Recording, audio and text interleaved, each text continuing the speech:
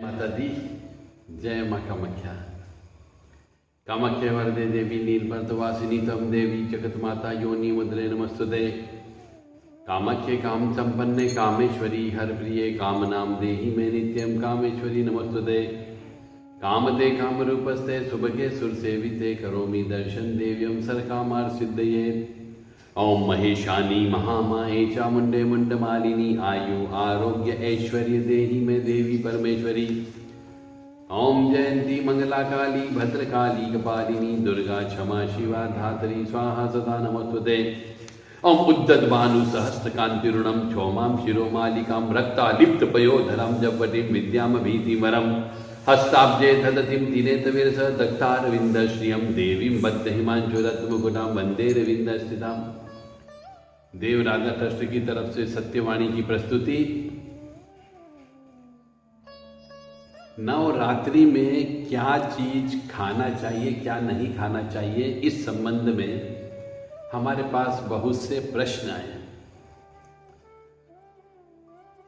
बहुत से मनुष्यों की साधना तो करते हैं, साधक भी हैं, परंतु उनको ये नहीं मालूम कि भोजन में क्या लेना चाहिए।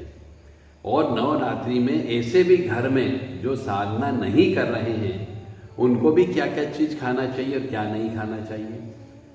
क्योंकि नवरात्रि के जो 9 रात बनाई गई है, 9 दिन कह लीजिए, इस समय पे विशेष ग्रह नक्षत्र करण योग वार इन सब का बहुत बड़ा महत्व होता है।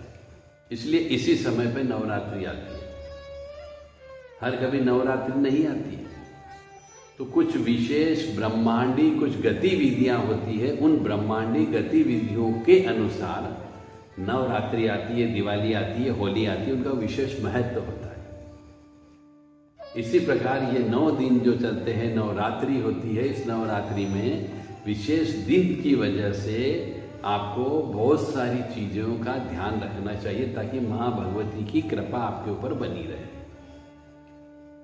तो सबसे पहले अपन चलते हैं खाने पीने के ऊपर कि यदि आप उपास नहीं कर रहे हो, माँ भगवती की सेवा भी नहीं कर रहे हो, उसके बावजूद भी चूंकि ये पवित्र दिन माने जाते हैं, इन पवित्र दिन के अंदर न तो मकान का उद्घाटन होता है, न विवाह होता है, न शादियाँ होती है, न ही किसी भूमि पूजन भी नहीं करना चाहिए, दुकान का उद्घाटन नहीं करना चाहिए, गाड़ी घोड़े ट्रैक्टर वगैरह भी नहीं खरीदनी चाहिए, बस भी नहीं खरीदनी चाहिए। बहुत से मनुष्य सोचते हैं कि नवरात्रि बहुत पवित्र दिन है, देवियों के दिन है, तो अपन ये उद्घाटन कर लीजिए, गृह प्रवेश कर लीजिए। तो ये बहुत पवित्र और शक्तिवान दिन माने जाते हैं। इसलिए इन दिनों में ऐसा कोई भी कर्म नहीं किया जाता है जो मांगलिक की प्रवृत्ति में आता है। इस समय केवल साधना करते हैं, माँ भगवती जगत जननी का नाम लेते हैं, कुल देवी का नाम लेते हैं और उपवास रखते हैं, जप करते हैं, तप करते हैं। नवरात्रि में सादा सिंपल भोजन करना चाहिए। लहसुन प्याज का प्रयोग नहीं करना चाहिए, बैगन का प्रयोग नहीं करना चाहिए, बैगन भी नहीं खाना चाहिए, अंडे का सेवन नहीं करना चाहिए, शराब का सेवन नहीं करना चाहिए, किसी भी प्रकार का मीट मांस भी नहीं खाना पीना चाहिए।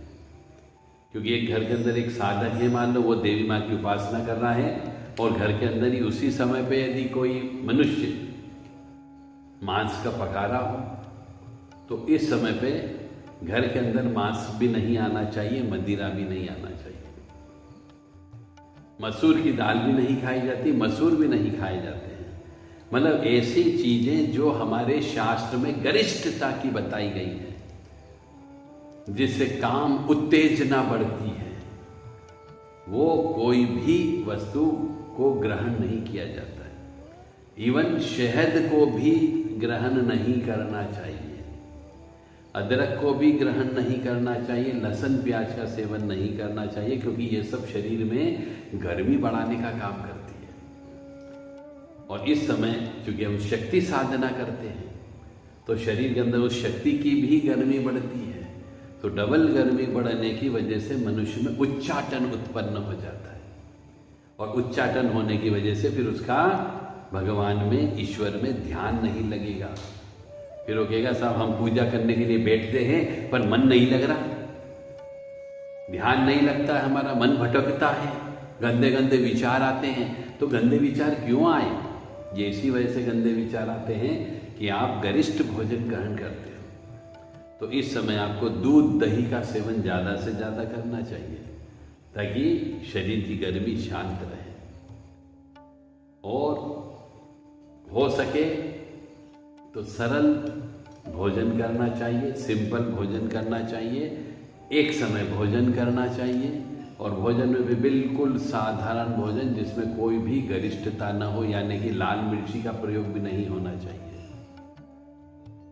तो आप हींग का प्रयोग नहीं होना चाहिए।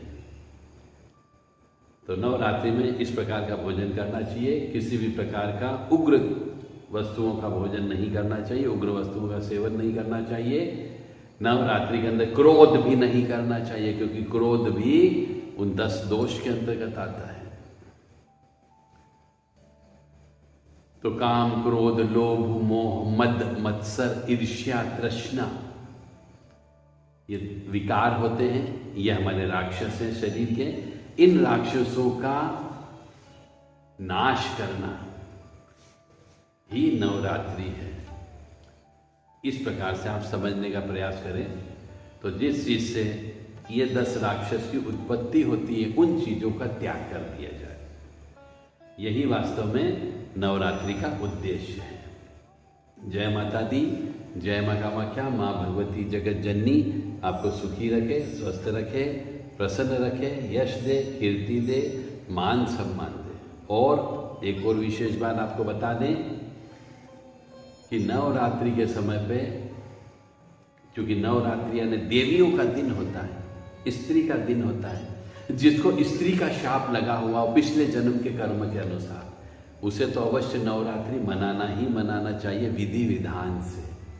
और इस समय पे नवरात्रि में किसी भी स्त्री के ऊपर हाथ नहीं उठाना चाहिए, उसे गाली से बात नहीं करना चाहिए, अन्यथा इस समय पे शक्ति का प्रवाह ज़्यादा होता है ब्रह्मांड से, उस मनुष्य को नुकसान अवश्य होगा। तो मुझे उम्मीद है कि आप इस तथ्य को समझ गए होंगे कि शक्ति साधना कैसे की जाती है और शक्ति साधना में किन किन बातों का ध्यान रखना चाहिए। जय माता दी, जय मां कामाख्या।